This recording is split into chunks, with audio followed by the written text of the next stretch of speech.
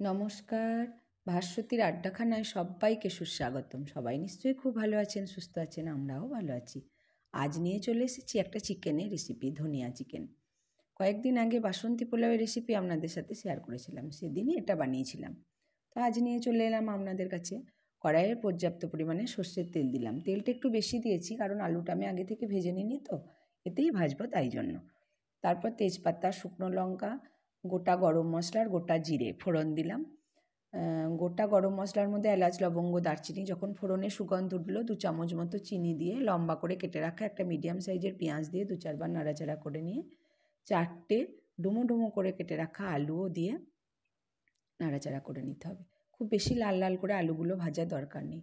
এই রেসিপিটাতে আলু না দিলেও চলে জানেন, কিন্তু আমার বাড়িতে একটু আলু প্রেফার করে, তাছাড়া আমার নিজেরও একটু ভালো লাগে তাই আর কি দিলাম।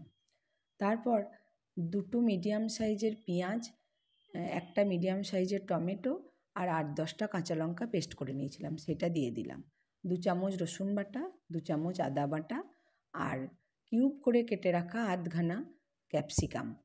এটা দিয়ে 2-4 বার নাড়াচাড়া করে নিয়ে পরিমাণ মতো নুন, 1 চামচ হলুদ, 1 চামচ জিরে গুঁড়ো, 1 চামচ ধনে গুঁড়ো দিয়ে মাংসটা দিয়ে ভালো করে নাড়াচাড়া করে নিয়ে ঢেকে দিতে হবে। এই রেসিপিটাতে জলের খুব একটা প্রয়োজন হয় না, কারণ চিকেন থেকে প্রচুর জল বেরোয়, তার ওতেই প্রায় সিদ্ধ হয়ে যায়। এটা তো একটু মাখো মাখো হবে, তো মাঝে মাঝে ঢাকাটা খুলে নিয়ে নাড়াচাড়া করে দিতে হবে। যখন প্রায় সিদ্ধ হয়ে আসবে তখন 1 আঁটি মতো ধনেপাতা ভালো করে ডাঁটি সমেত ভালো করে ধুয়ে বেছে নিয়ে পেস্ট করে ওর মধ্যে দিয়ে ওই মিক্সির বাটি ধোয়া জল আর খুন্তিটা ধুয়ে একটু জলটা দিয়ে ঢেকে দিয়ে 5-7 মিনিট মতো ফোটাতে হবে। ফুটিয়ে বেশ মাখো মাখো যেই হয়ে যাবে, একদম রেডি ধনিয়া চিকেন। ভাত, রুটি, পরোটা, নান, পোলাও, ফ্রাইড রাইস যা কিছুর সঙ্গে আপনারা পরিবেশন করতে পারেন। আমার কথার উপর ভরসা করে হলেও একবার করে দেখবেন, খুব ভালো লাগে। নিশ্চয়ই রান্নাটা ভালো লেগেছে, যদি ভালো লাগে কমেন্ট করে জানাবেন। সাবস্ক্রাইবের অনুরোধ রইল। তো